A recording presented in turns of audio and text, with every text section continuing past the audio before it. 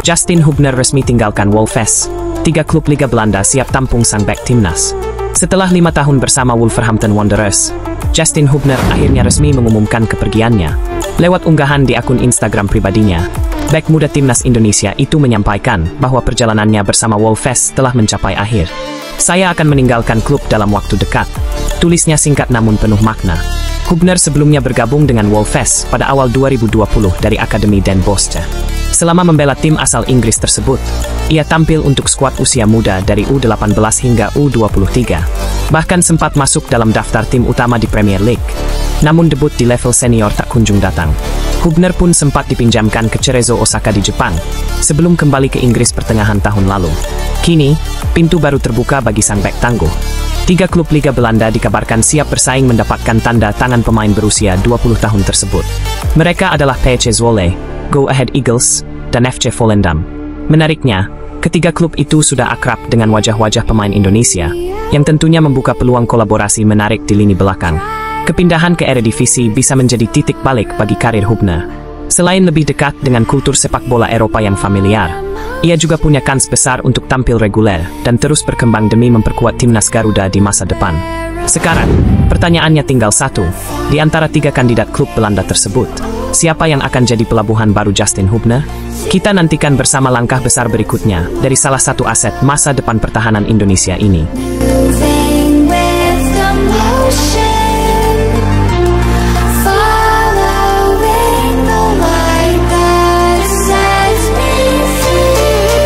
Drama kiper timnas Indonesia jelang lawan Cina.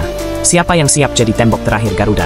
Timnas Indonesia tengah dihadapkan pada situasi tak terduga di sektor penjaga gawang. Sang kiper utama, Martin Paes, dipastikan absen saat menghadapi Cina pada 5 Juni mendatang. Penyebabnya, akumulasi kartu kuning. Paes sebelumnya telah mengoleksi 2 kartu. Pertama saat debut kontra Arab Saudi, dan terakhir ketika Indonesia menang tipis atas Bahrain.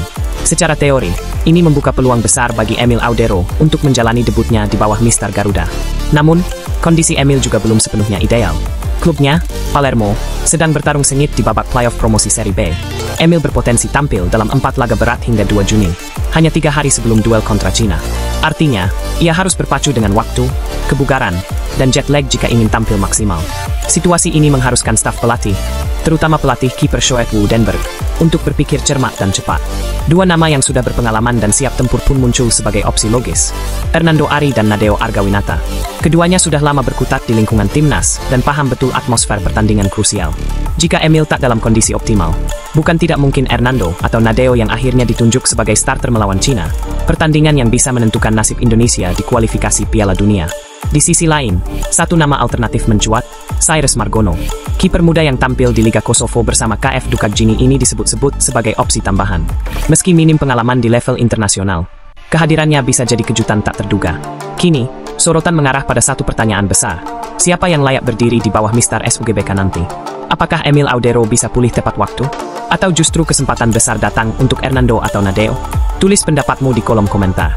Siapa menurutmu yang paling siap menjadi tembok terakhir timnas Indonesia melawan Cina?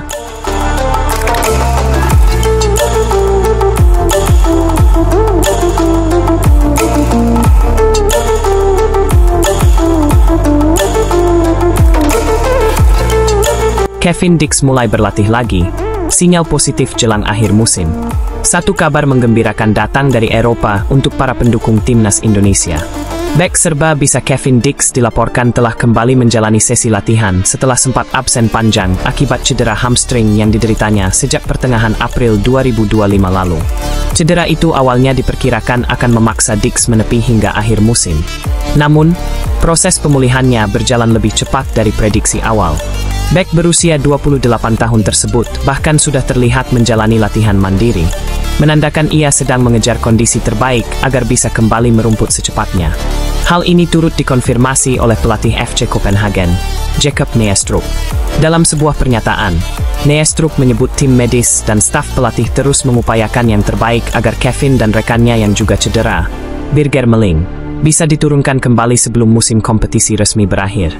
Meski begitu, belum ada jaminan pasti apakah Dix bisa tampil di 3 laga tersisa Copenhagen musim ini. Jika dalam sisa pertandingan tersebut ia belum bisa kembali bermain, ini bisa jadi sinyal bahwa kondisi fisiknya belum benar-benar pulih untuk kompetisi intens. Bagi timnas Indonesia, perkembangan ini jelas jadi dua sisi mata uang. Ada optimisme karena Dix mulai aktif berlatih, tapi juga perlu kewaspadaan.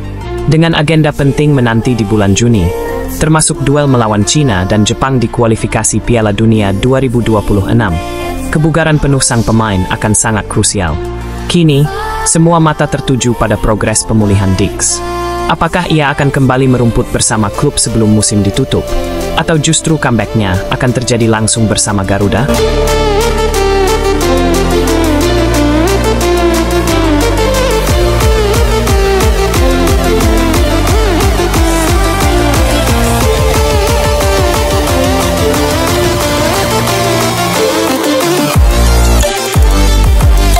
Denny Lanzaat tiba di Jakarta, fokus tatap dua laga krusial timnas Indonesia. Asisten pelatih timnas Indonesia, Denny Lanzaat, akhirnya mendarat di Jakarta jelang dua laga penting tim Garuda di putaran ketiga kualifikasi Piala Dunia 2026 zona Asia.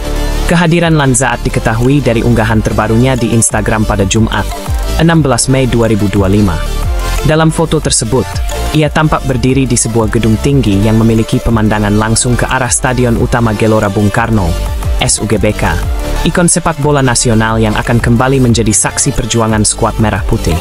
Senang bisa kembali lagi, tulis Lanzaat singkat dalam unggahannya, menyiratkan semangat yang dibawanya untuk kembali mendampingi Patrick Kluivert dalam mempersiapkan tim.